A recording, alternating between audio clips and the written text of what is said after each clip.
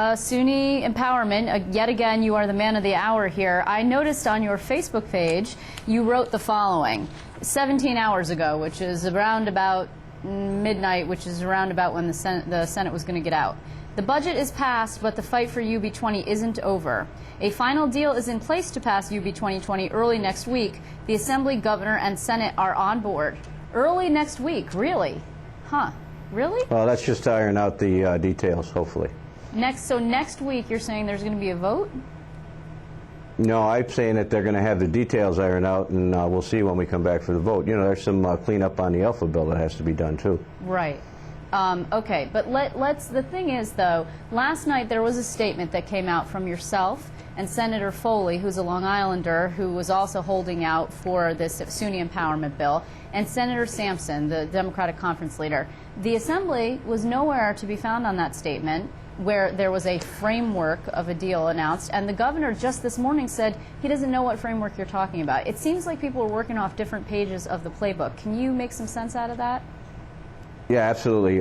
First of all, there was availability to call the speaker on to check if there was a three-way agreement, and I believe Tom Precious called him.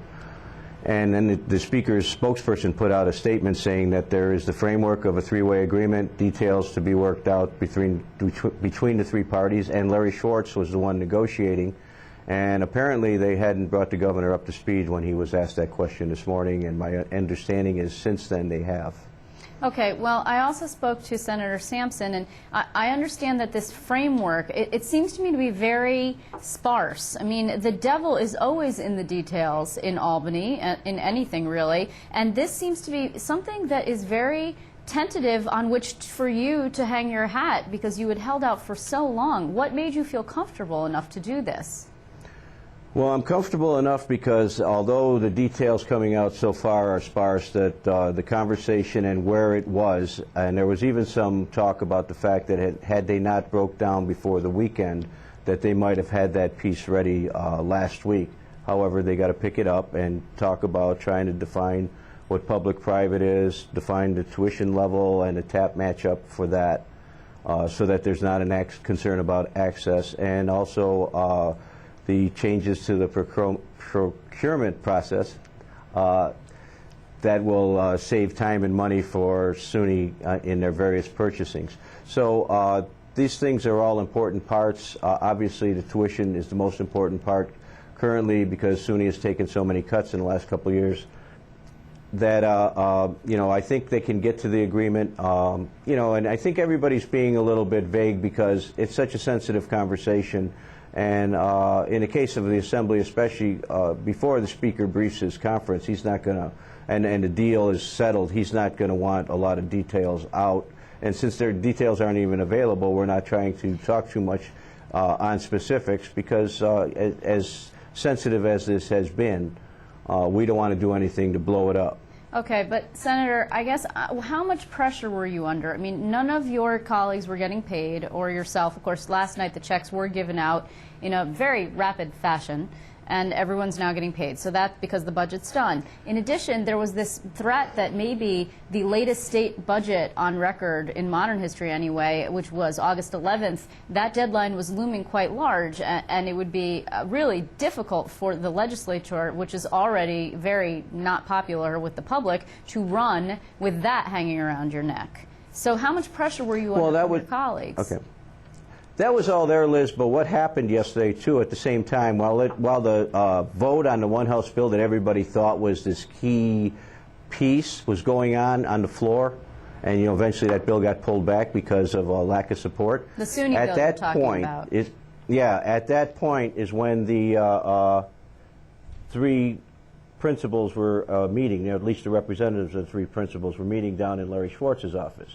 That Dean Foulahan was down there, and Paul Rivera was down there for us, and Larry Schwartz was there for the governor, and they were meeting, and as they came up and said we have a framework, that's when I said okay, and also Brian Foley, we had not said we would vote for it yet, even with all that pressure. Okay, but you are under now a lot of fire. I mean, enormous criticism coming out. For example, you have the president of U Buffalo saying that, yeah, 2020 is like 2030. That's not, I mean, that's not looking very hopeful. In addition, he says that has been a political decision, and he's very disappointed. His exact words, "I'm very disappointed." Then you have your primary challenger, Tim Kennedy, says you did this just for your paycheck. So you're getting in a lot of incoming. Well, you know, a lot of times when the things are not finished yet, you're going to get that kind of criticism. I believe that since the details aren't available and the deal is not final yet, that President Simpson is going under the impression that there is not a deal yet.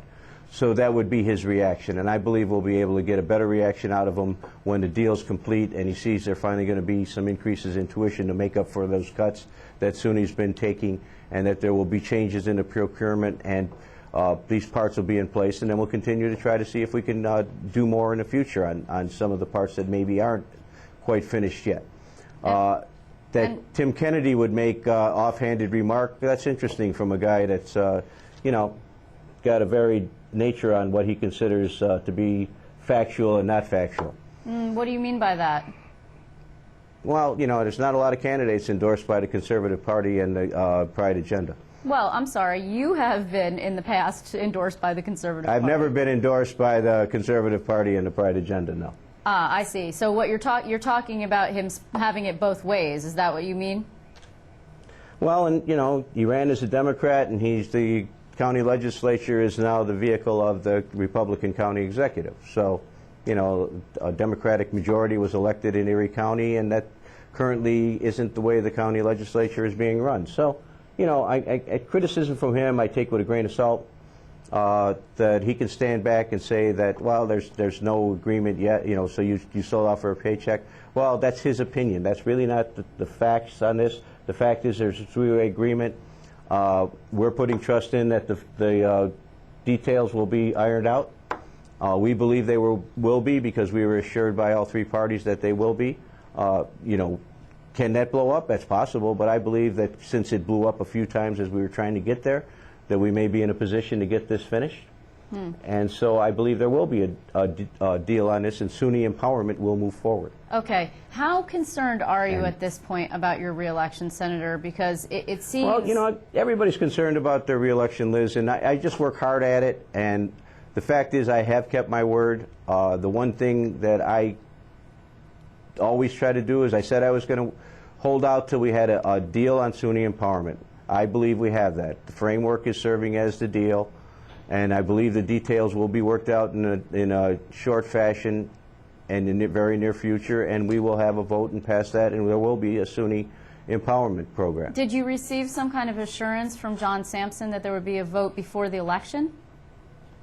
I don't know that vote will be taking place before that, Shelley. I mean, Speaker Silver has told his members that they may not be back till after the primary. However, with the Alpha Bill piece still being out, and maybe if this thing gets agreed to, we might be back and take care of both of those matters. You actually think that that's a possibility, a pre-primary return by the legislature? Well, I don't know that for sure, Liz. That would be very nice, but if the agreement's in place before the primary, I'll be more than satisfied. And okay, this is about SUNY empowerment. This agreement isn't about my election. It's about SUNY empowerment, getting the program for SUNY that will help them grow, help them to be the educational institution we want to have for our children in New York State, and about having this still affordable, even though there's going to be tuition increases, and the fact that they'll be able to grow and be able to do building and create jobs because of the fact that the procurement piece will be less time-consuming and costly, and that they will have the ability to build and do some public-private partnerships in the future, so that they will be able to move forward and have the campuses grow, and so that jobs will be created in all those areas where there are the colleges. Senator, let me ask you before I let you go, was it worth it, all of this waiting and your month-long stalemate and then your sudden decision that a framework was okay? Was all that worth it? Well, I believe that we got a deal. I believe that this thing will come to fruition, and if that's the case, then it's worth it, because we have accomplished getting SUNY empowerment, something that didn't look like it was going to happen even a week ago. Okay, well, we will be checking in with you again, I'm sure, on this issue. I know how much of a big issue it is for Buffalo, also for other parts of our viewing area. I want to thank you very much for joining us.